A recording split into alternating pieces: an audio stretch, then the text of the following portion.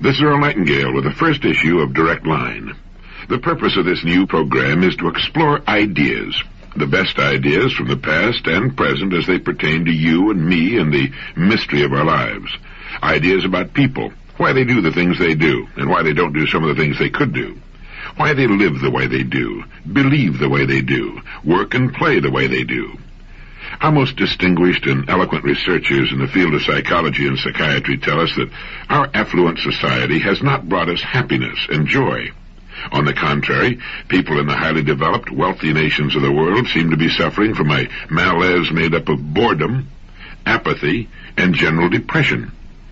Now, we know that people are at their best, that is, they seem to be happiest and most energetic, when they're striving toward the fulfillment of what seems to them to be good and worthy ideas. Isn't that true? People move mountains and dance and sing far into the night when they're swept up by a great idea. There's something about the human creature that makes him godlike when he's moved by a great idea, and apathetic, bored, and depressed when he's not. Wherever you find boredom, you'll find the absence of a good idea, in a child or an adult. People are depressed and bored when they know deep down in the very fibers of their being that the life they're living is not what it could be, not what it ought to be. We suffer from an all-pervading feeling of guilt when we're living below our true capacities in our work and in our play. And it's beginning to dawn upon the people everywhere that we've been chasing a mistaken concept of what success is all about. We've confused means with ends. We'll find success, each of us in his own way, when we find ourselves, and when we do, all things that we want and need will be added to our lives. The journey of self-discovery, the journey into meaning, is the most exciting on earth and the most rewarding. When we're gripped by a good idea, a succession of good ideas really, because one leads to another, we're at our best, our happiest. We may not know that we're happy, but we are, and our lives are characterized by a feeling of worth, of purpose. Ideas bring the fresh, clean air of renewal into our lives, into our home lives, into our business lives. The real fun of life is in continually bridging the gap which lies between where we are and where we want to be, and from what we are to what we wish to become. There are three main departments of living with which we should concern ourselves and in which we should succeed. They are, number one, our family lives. Number two, the way we spend our days, on the job and off. And number three, our income. The purpose of this program is to help us find more meaning, more real success in each of these vital departments. First, just a word about listening.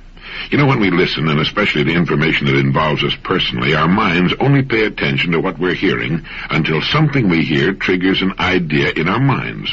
Now, at that instant, our minds tune out and concentrate on the new thought. It's like lifting the tone arm on a record player. We no longer hear anything, but the record keeps turning. Now, when you hear something in direct line that sparks an idea, you tune me out for whatever time you devote to the idea. You'll do this repeatedly.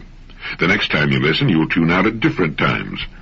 Because of the way we listen and because our attention will dart from what we're hearing to what we're thinking about, it's necessary to hear a spoken message several times just to hear it for the first time. And even weeks, months, or years later, it will spark new ideas. So if it's convenient, stop the player whenever you want to think about something you hear. Perhaps you want to make a note of what you've heard or think about it for some time. Then, when you're ready to resume, start the player again, and so on. If you're driving your car or if the whole family's listening, that might not be practicable. But even with stops and starts, repeated listening is necessary to make what you hear a part of your way of thinking and doing things.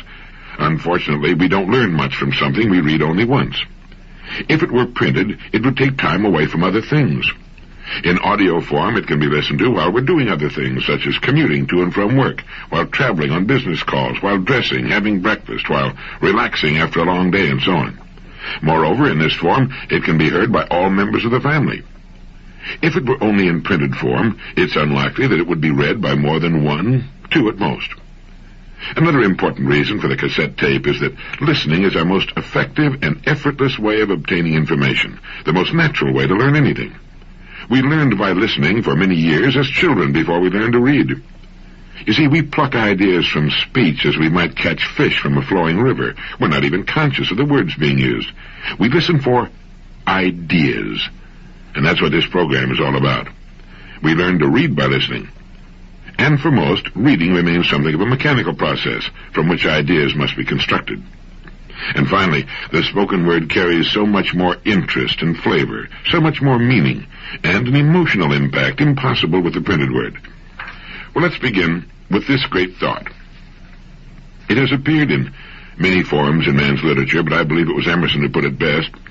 Nature magically suits the man to his fortunes by making these the fruit of his character. We might experience some difficulty in finding out what we're really like by trying to look inward, but we have only to look about us at our fortunes, for they are the fruit of our character. The late Dr. Maslow, former president of the American Psychological Association, said you judge a person the same way you judge an apple tree, by his fruit, by what he produces. Do you go along with that? It's hard not to, isn't it? Well, what is character? My Random House on a Bridge says character is the aggregate of features and traits that form the apparent individual nature of some person or thing. My Oxford English Dictionary gives as its first definition a distinctive mark, impressed, engraved, or otherwise formed, a brand, a stamp. Any person who has had the chance to live as an adult for any appreciable length of time begins to collect about him what we can call his fortunes. They represent a merciless mirror of him as a person. They reflect his nature and constitute, in total, a distinctive mark, a brand, a stamp. Just as you can tell the name of a fruit tree by examining its fruit, you can tell a great deal about a person in the same way. And we can tell a great deal about ourselves. We surround ourselves in an environment, in circumstances, as Professor Jose Ortega y Gasset used the word, which reflect us, and which include our true beliefs. No matter how loudly we talk about what we believe in, our circumstances reflect our true beliefs. They show to others what is important to us. They reflect our degree of maturity at any given stage of our lives. You see, our fortunes are simply the sum total of what we want and believe we are qualified to receive at any given stage of our lives. For our fortunes should change. They should not just accumulate as we get older, they should change in quality. Change to reflect the changing person. If they do not change, it is an indication that we are not changing. If they do not grow in quality, it's an indication that we are not growing and maturing as persons. Our fortunes are the fruit of our character, and our character changes. Someone once said to Dr. Robert Hutchins when he was chancellor of the University of Chicago with regard to adult education that you can't teach old dogs new tricks. To which Dr. Hutchins replied, human beings are not dogs, and education is not a bag of tricks. We can grow through knowledge with good ideas, and as we grow, our worlds will change to reflect our growth. We outgrow our old selves and shake them off like stiff cocoons, no longer big enough to contain us, and that's as it should be.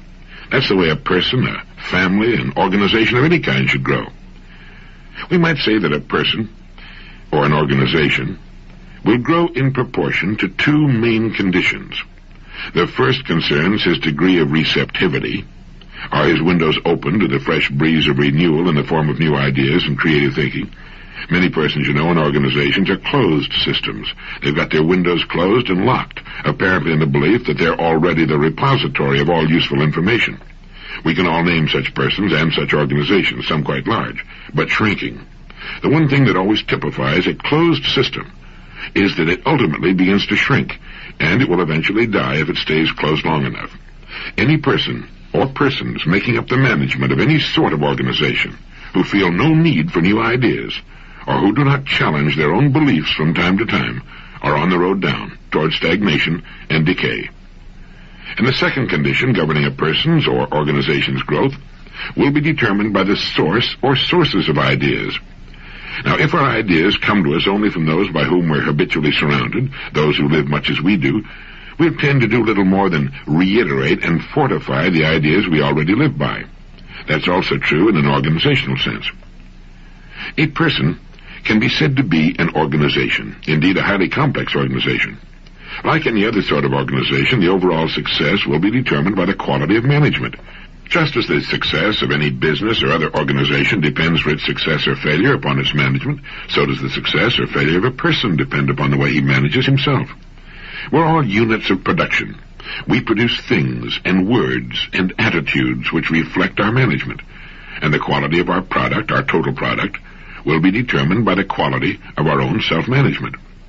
Now, we can determine the quality of our overall product by simply assessing what we're being paid for it. It's true for a person, or for a business firm, or any sort of organization. And we might say the quality of our management will be determined by the quality of our ideas. The main ideas of our lives are the main roads on which we travel. So where do we get most of our ideas? When you ask about the extent of a person's education, you must ask, who were his teachers? We need to ask ourselves the same question. We can change, we can grow, and as we change and grow, our fortunes will reflect that change and growth. That our character is the architect of our fortunes is an interesting idea, isn't it? It's so interesting that it could bring about a significant change in our way of living. It could modify or completely change our goals in life. It gives us a way of assessing the quality and the importance of the product we're producing in each of our important divisions. Let's say a company has 3 divisions. 2 are doing well, 1 is losing money. Now, the one that's losing money, provided it's been losing money for some time, would seem to indicate that it has poor management, or else it produces a product or service without sufficient demand on the part of those it would serve. Now, the same can be said to be true of the different departments of our lives. Quite often a person will be great in one department and poor in another. Great on the job at making a living, perhaps, but poor at home, or great at home and poor on the job. I think we can safely say that every relatively normal person wants to succeed in each of the 3 main departments of living. In his family life, in the way he spends his days, that is, the work he's chosen and the way he chooses to spend his free time. It's surprising, how many people tend to forget that they chose their work of their own free will, just as they chose their spouses of their own free will, and the main direction of their lives of their own free will. And we all want to succeed in the income department. That is, we want an income sufficient to fulfill our wants, not just our needs, but our wants as well. Now, we control our rewards in each of these departments. If we've been adults for any real length of time, and if we've achieved any real maturity, we must admit to ourselves that our rewards in each department are commensurate with our management, with our success in interacting with those upon whom our success depends. Now, that's an idea we will accept or reject, depending upon whether our windows are open or closed. I mentioned earlier that we often confuse means with ends. For example, an automobile is a means to an end. It's a means of getting from point A to point B. Money is a means to an end. It's the means to the kind of life we want to live. It represents financial security now and in our later years. It represents good health, education, travel, a good home, and so forth. Now, in our society, these means to ends and others have often been confused with ends. The automobile or money in itself has become an object of veneration, not for what it will do for us to make life more convenient and more pleasurable, but rather for what it is in itself. We tend to worship objects in our society. And finally, we find ourselves in possession of all the objects we ever wanted, and we stand in the middle of them and look at them and come to the realization that they're not enough, not nearly enough. A human being needs more, much more than a pile of objects, important as some of them are. And that's one of the reasons we find so much depression, so much boredom and apathy about us. People have what they wanted. Why aren't they happy? Could it be that they've not moved on to other, larger and more worthwhile goals? I think so. George Bernard Shaw said that it is the first duty of every man not to be poor. I agree with that. Poverty has never brought happiness. We see it staring from the hunger-ravaged faces of the world's underprivileged. We see it in our ghettos. But there are 2 kinds of income, psychic and tangible. Now, psychic income is the income of the mind and feelings, the kind we get when we look at our loved ones or when we've done a good job. Psychic income is the income the firemen get roaring through town with the sirens screaming. It's the income a police officer knows when he straps on his revolver and assumes the authority of his uniform. There's psychic income that comes with a promotion, with the executive suite. It's excitement and satisfaction, and it's perhaps the most important income we receive from our life's work. We can make a living, we can get rich doing many things, but psychic riches come from being in the kind of work we like, doing the things we want to do. Conrad Lorenz, in his excellent book, On Aggression, tells us that the drive to fulfill oneself to realize, if possible, the potential of one's unique endowment is coded in our genetic instructions. And it's going contrary to our genetic instructions that causes us anxiety, guilt. We seem to know that there's a way to live that's better than the one we're settling for. Now, families, schools, society all work to fit us into established pigeonholes, and for some it's fine. For others, the shoe doesn't fit. It hurts. It rubs and chafes and can become agonizingly painful. No psychic income there. So those must seek it off the job in hobbies and avocations, or change the job. But we need to get it somewhere. Psychic income is an important part of our income picture. As to financial income, it should meet our requirements. What those requirements are is a matter of individual taste. Our income should be sufficient for us to live in the style we most enjoy, have the things we think are important, do the things we want to do, see the places we want to see, and perhaps help others who didn't manage or couldn't manage to work it out for themselves. In a society such as ours, it can be said that not every person can find the kind of gainful employment that forms a perfect fit with his aptitudes, likes, and dislikes. Many factors work to hold a person in a particular place and at a particular job other than the amiability of the job itself. But I do believe that almost every thinking, growing, maturing person can find the work he enjoys. And for the rest, the deep sources of satisfaction and interest can come from experiences not connected with their work. For some, their work is the very mainstay of their lives. For others, it's simply the means to an end. Many people are quite content to not work at all. Most retired people enjoy their retirement and wouldn't change things for the world. But for some, active, mind-engaging work is as necessary as food and drink. For many women, running a home, raising their children, caring for their husbands, and 1,001 things necessary to that life are more than enough for all the satisfaction they need. They're quite content with their lives, as they should be. For other women, such a life is unthinkable, the way to madness. They need other interests, other lives.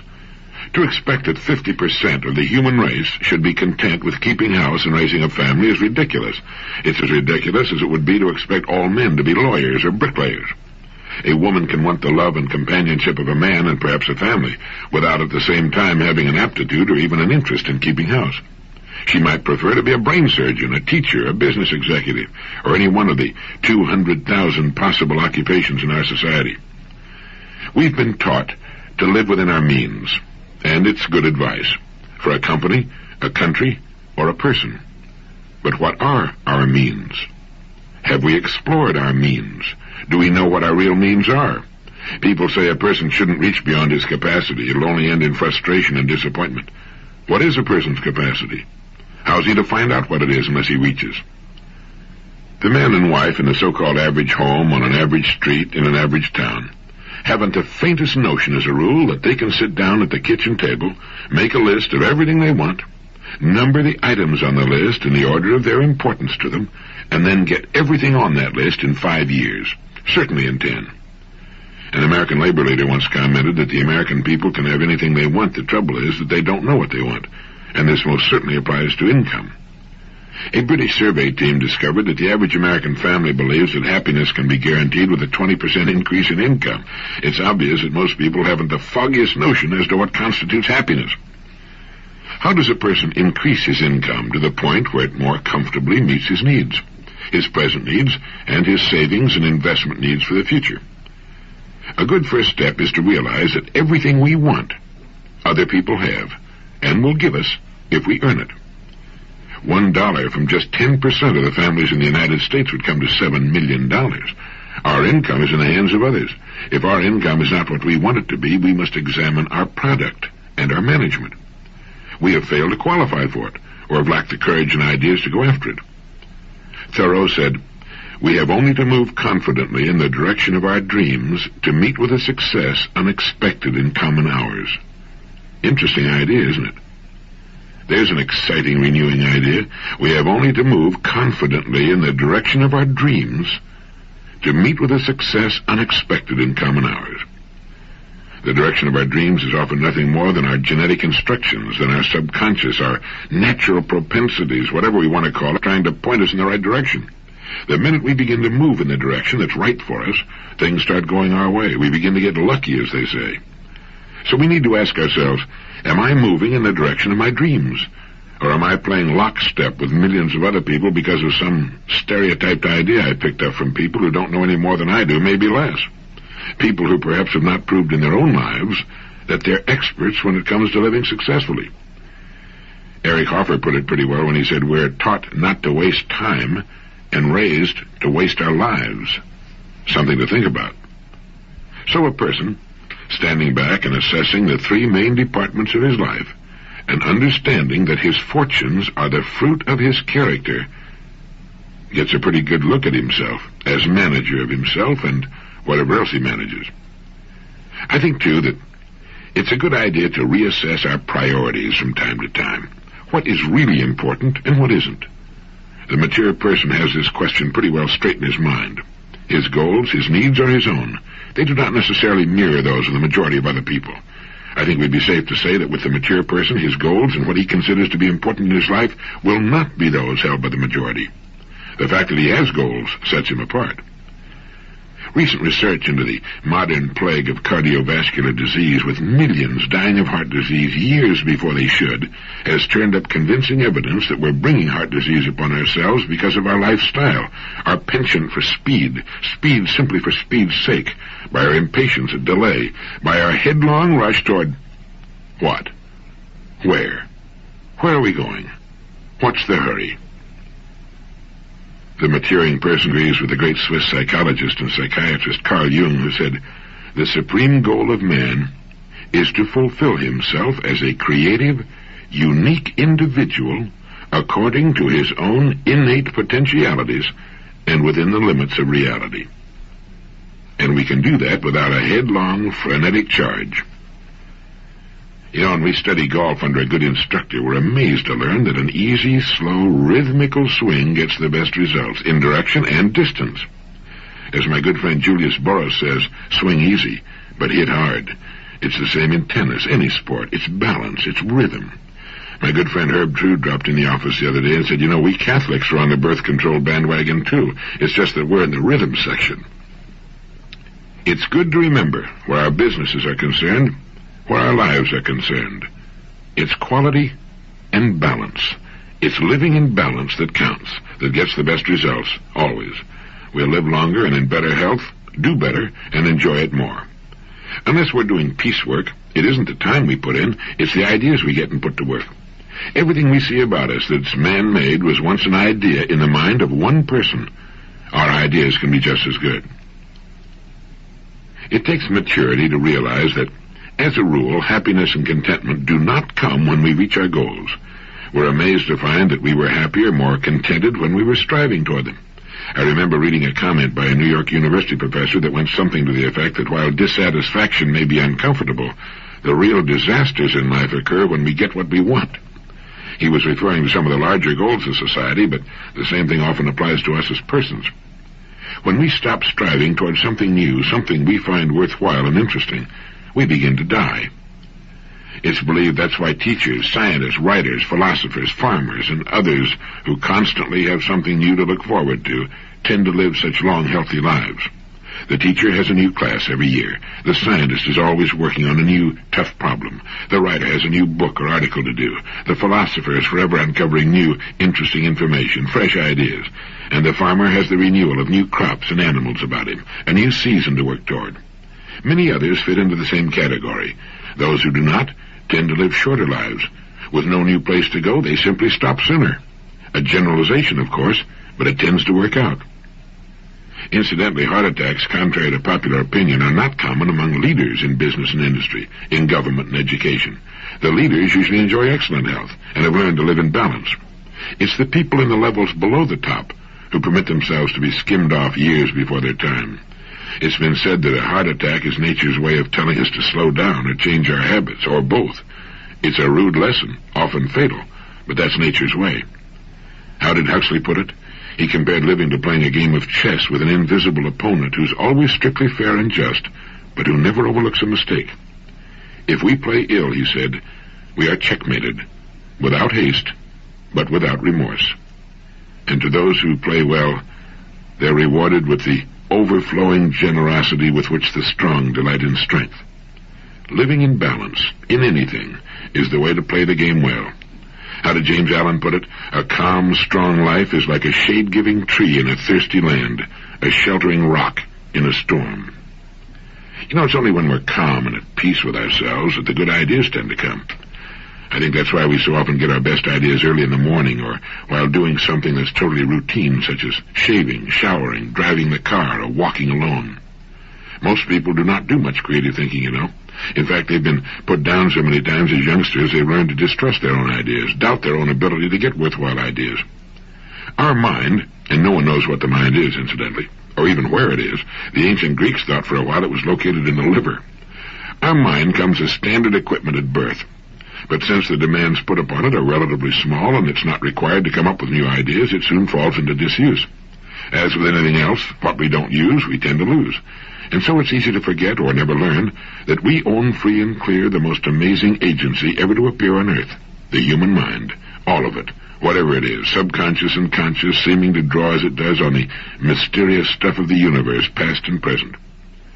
You know, there's a system for creative thinking. Perhaps you're familiar with it. First, you define the problem. Put it on paper. Quite often, just defining it leads to a solution. The next step is to begin gathering data with regard to the idea. We need to find out all we can about the possible ways in which such an idea might be solved. We need to read about it, talk to people who've had similar problems, find out all we can about it. Next, we need to write down possible solutions. Think about possible solutions. Turn the problem every way but loose. Worry it like a puppy with a slipper. If it has to do with a product, can it be made larger, smaller, a different shape or color, simpler? You know, it's generally believed that in order to produce a product of excellent quality, it must cost more.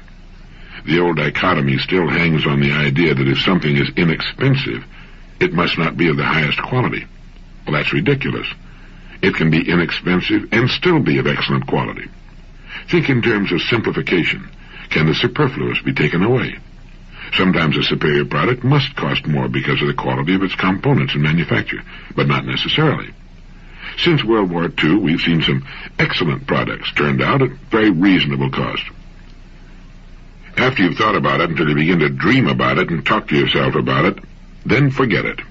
Let it slip down into the great cooker of your subconscious mind, where the archetypes of your racial memory and your genetic wizardry and 10 million ancestors can all work on it and hold it up against 1,000 solutions. The mind is like a supercomputer. It'll work on a problem while we're doing other things. Let it cook as long as it needs to, and then, one bright morning, if you're like I am, it'll usually wake you up at about 4 in the morning. The answer will pop into your mind as clear and simple and perfect as anything you ever saw in your life. You then yell Eureka, leap out of bed, and write the answer down on a piece of paper as fast as you can. If you don't, the idea can slip away as quietly and mysteriously as it came, and you can spend the next 20 years trying to recall it. The next step is to put the solution to work and stay with it to completion. Don't try to play it too safe. Nobody ever got to second base trying to keep one foot on first. Either you have confidence in your ideas or you don't. Getting good ideas is only about 10% of the job. The 90% is the follow-through. The person who will follow a good idea through to completion is one of the most valuable people in our society. Every problem is an opportunity. Our opportunities are an exact ratio to our problems. We have great national problems. Therefore, we have correspondingly great national opportunities. The bigger the problem, the better the opportunity. Problem, pollution. Great industries employing many hundreds of thousands, perhaps millions of people will be built upon the problems of air, land, noise, and water pollution. Problem, population. Population means people, and whether you're serving their growing needs or helping them to hold their numbers in check, you've got opportunities. Millions are already being earned in these problem areas. There seem to be two main classifications of people in the world, the big group, which is made up of those who are part of the problem, and the small group made up of those who are part of the answer. Which group we choose to be in is up to us. A professor at MIT has said, the changes taking place in the world today are not merely changes from one form of society, one form of technology to another. They're so wide-sweeping that they're taking us from one major epoch of human history into another. We are in an order of change which is completely different from anything our ancestors knew, unless we go back 10,000 years when they invented property, ownership, work and mechanics based on the wheel. Change. Unprecedented, amazing change, and you and I are right in the middle of it. For some, change represents a threat to the status quo. For others, it represents unprecedented opportunity. For me, and I hope for you, change always represents new opportunities for growth, development, for the setting of new goals, for the moving on to new vistas, for the fresh breath of renewal. We don't know much about anything really, but most of the top people in the disciplines touching on human conduct seem to be certain of two major points. One, the average healthy person functions at a fraction of his true capacity, and two, that the most exciting lifelong adventure is bringing more of our real powers to bear in our lives.